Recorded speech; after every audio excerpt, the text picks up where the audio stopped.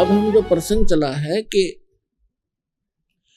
ये आत्मा परमात्मा को युगों से खोज रही है, और हम पिछले इतिहास देखते हैं अपने ऋषि महर्षियों के, उन्होंने हजारों हजारों वर्ष तपस्याएं की, साधनाएं की, अनुष्ठान किए कि भगवान मिले कल्याण हो। लेकिन यदि उनका मार्ग ठीक होता तो वही मार्ग वो हमें बताया करते थे, तो हम सभी चले जाते और पृथ्वी खाली हो जाती। अब यहां शंका एक और उत्पन्न होती है। कई भक्तजन श्रद्धालु कहते हैं कि यदि पृथ्वी खाली हो जाएगी तो यहां कौन रहेगा। तो ये बालक सोच होती है। एक बिल्कुल अबोध बच्चा ये बातें कर सकता है जिसको कुछ भी ज्ञान नहीं। अब ये कोई सुख का स्थान थोड़ा ही है, हर चीज का अभाव यहां पर, और सारा जीवन हम अपने इस पेट पोषण पर ही लगा देते हैं और बीच में ही मृत्यु हो जाती है। इतना गंदा स्थान यहां रहने की इच्छा हमारी क्यों बन रही है? क्योंकि हमें उस अन्य सुख में लोक का ज्ञान नहीं, और वहां जाने का कोई समाधान नहीं। अब जैसे चंद्रमा खाली पड़ा है, ऊपर के ग्रह ये सभी खाली पड़े हैं, तो एक पत्थर ये भी पड़ा रहेगा। हमने कौन सा ठेका ले रखा है यहीं पर गर्मी और सर्दी और भूख प्यास इन कैंसर से पीड़ित होकर मरने और जीने की? यह तो हमारी मजबूरी है।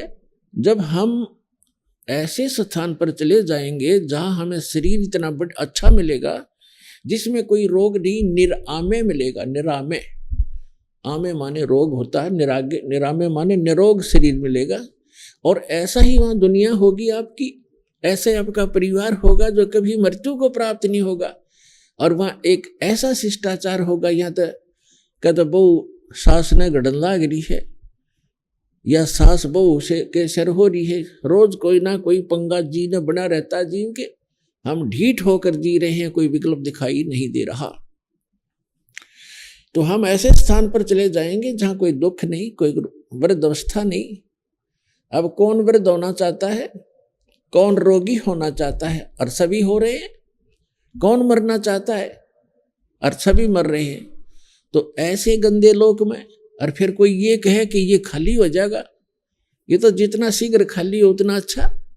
ये रहने का स्थान है। कहीं फ्लड आ रही है, मर गए दुनिया, कहीं पर भूकंप आ गया है, कहीं पर वैसे सूखाग्रस्त, कोई रोग से मर रहा है, कोई किसी तरह करा रहा है।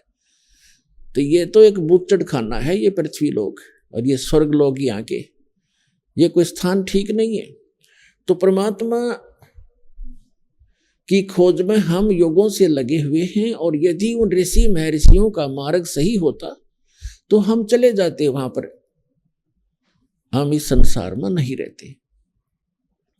इसका कारण यही रहा कि हमारे सदग्रंथों का भी ज्ञान हमारे धर्मगुरुओं को नहीं था। वर्तमान के अंदर तो बिल्कुल ही बिजली गिर गई है, और विशेषकर इस हिंदू धर्म में तो कमाल कर दिया। जितना भक्ति का इस अध्यात्म मार्ग में जो घोटाला देखा है इस हिंदू धर्म के अंदर, और अन्य धर्मों में नहीं देखने को मिलता।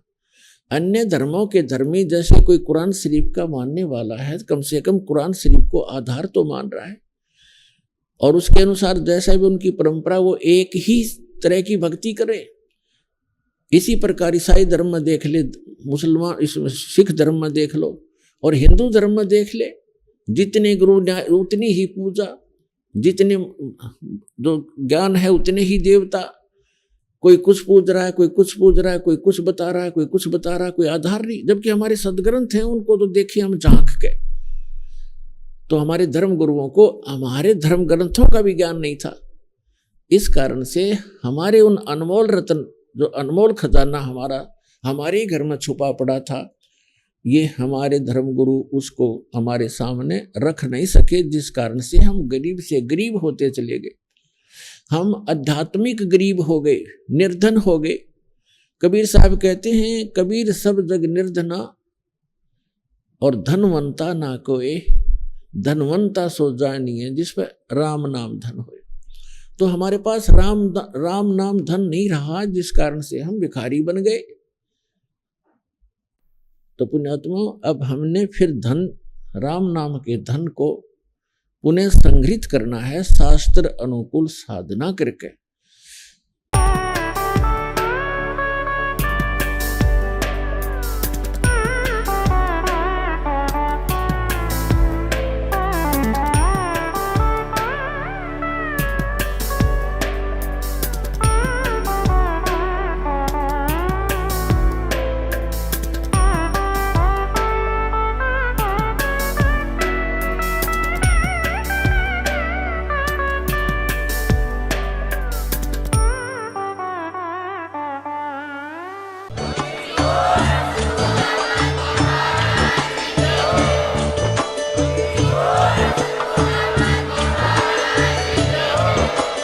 आप सुन रहे थे जगत गुरु तत्वदर्शी संत रामपाल जी महाराज जी के मंगल प्रवचन। अधिक जानकारी के लिए विजिट कीजिए हमारी वेबसाइट www.jagatgururampalji.org। संत रामपाल जी महाराज जी के शुभ आशीर्वाद से पूरे विश्व भर में 500 से भी ज्यादा नाम दीक्षा केंद्र हैं, जिन पर संत रामपाल जी महाराज जी द्वारा ऑनलाइन निशुल्क नाम दीक्षा दी जा रही है। अपने नजदीकी नाम दीक्षा केंद्र का पता करने के लिए संपर्क करें 8222880541।